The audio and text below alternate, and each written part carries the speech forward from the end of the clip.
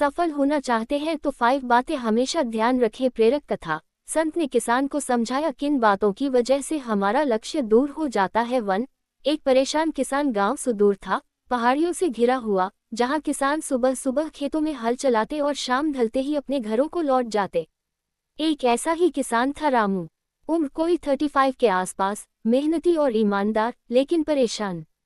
रामू हर साल मेहनत करता, फसल बोता, समय पर सिंचाई करता, पर या तो बारिश धोखा दे जाती या व्यापारी सही दाम नहीं देते। 2 साल से लगातार घाटा हो रहा था। उसकी पत्नी गौरी भी परेशान रहने लगी थी।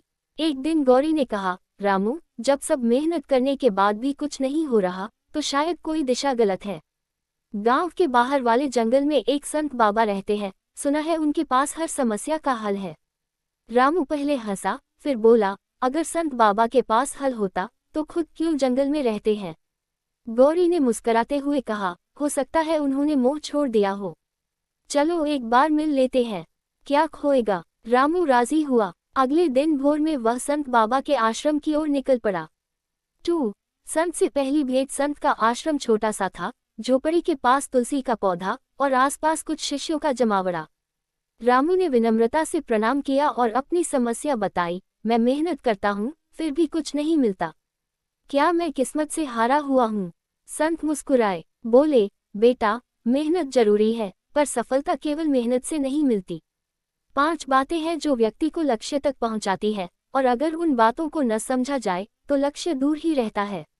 रामू ने आंखें फैलाकर पूछा, कौन सी 5 बातें बाबा? बाबा बोले, आज नहीं, हर दिन एक बात बताऊंगा, लेकिन शर्त है तुम्हें उसे समझकर, आत्मसात करके वापस आना होगा, तब दूसरी बात मिलेगी। रामू राजी हो गया। 3।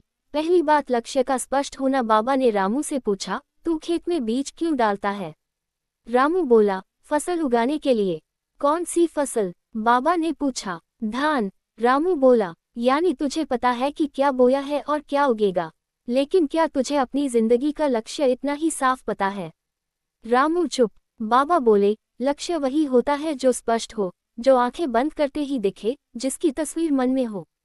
अगर तू नहीं जानता कि कहाँ पहुँचना है, तो तू कहीं भी पहुँच सकता है, और वह कहीं भी अक्सर निराशा होता है। रामू ने सिर झुका लिया। बाबा बोले, पहली बात, लक्ष्य स्पष्ट रखो। जितना साफ लक्ष्य होगा, उतनी ही सरल राह होगी। रामू घर लौटा और पहली बार साफ साफ बैठकर सोचा, मुझे क्या चाहिए, कितना चाहिए, क्यों चाहिए। 4।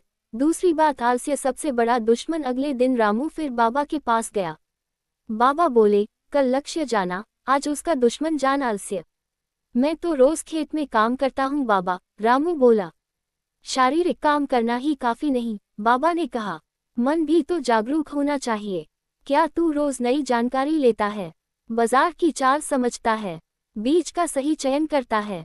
रामू चुप हो गया। बाबा बोले, सफल होने के लिए क्रियाशील मन और सजग शरीर चाहिए। आलस्य केवल सोने या न करने में नहीं, सोचने से भागने में भी होता है। दूसरी बात, आलस्य त्यागो, सजग रहो। रामू घर लौटते ही तय कर चुका था, वह अब हर दिन एक नई बात सीखेगा। मंडी जाएगा, कृषि ऑफिसर से मिलेगा और YouTube पर वीडियो देखेगा। 5। तीसरी बात, संगति का प्रभाव। तीसरे दिन बाबा ने पूछा, तेरे गांव के सबसे सफल किसान का नाम क्या है? हरनाम काका। रामू बोला, कभी उनके पास बैठा है? नहीं बाबा, वो बड़े लोग हैं। बाबा हंसे, बेटा, सफलता अकेले नहीं आती। जैसे घड़ा भरने के लिए धार के पास जाना पड़ता है, वैसे ही सीखने के लिए अच्छे लोगों के पास जाना पड़ता है। तीसरी बात, अच्छी संगति चुनो। जो लोग आगे बढ़ चुके हैं, उनसे सीखो, उनके साथ समय बिताओ। बुरे सोच वालों से दूर रहो, क्योंकि संगति धीरे धीरे सोच बदल देती है। रामू ने गांव लौटकर हरनाम काका से बात करनी शुरू की, उनके पास बैठने लगा। धीरे धीरे उसे खेती के नए तरीके समझ आने लगे। 6। चौथी बात, हार से डरना नहीं। चौथे दिन बाबा ने रामू से पूछा, अगर खेत में पहली बार बीज न उगे तो क्या करेगा? फिर से बोऊंगा, रामू बोला। तो फिर जिंदगी में एक बार असफल होने पर हार क्यों मानता है? रामू चुप। बाबा बोले, हर असफलता एक संदेश है, न कि समाप्ति। जो हार से डरता है, वो कभी जीत नहीं पाता।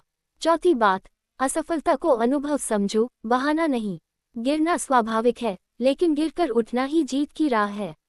रामू को अब पिछली फसलों की विफलता में भी सीख दिखने लगी। 7. पांचवी बात, ईमानदारी और धैर्य। 5वें दिन रामू को बाबा ने अंतिम बात बताई। रामू, अब तक तूने 4 बातें सीखी, लक्ष्य, आलस्य, संगति और असफलता। लेकिन अगर इन चारों को बांधने वाला धागा न हो तो सब बिखर जाता है। वो धागा क्या है बाबा? ईमानदारी और धैर्य, बाबा बोले।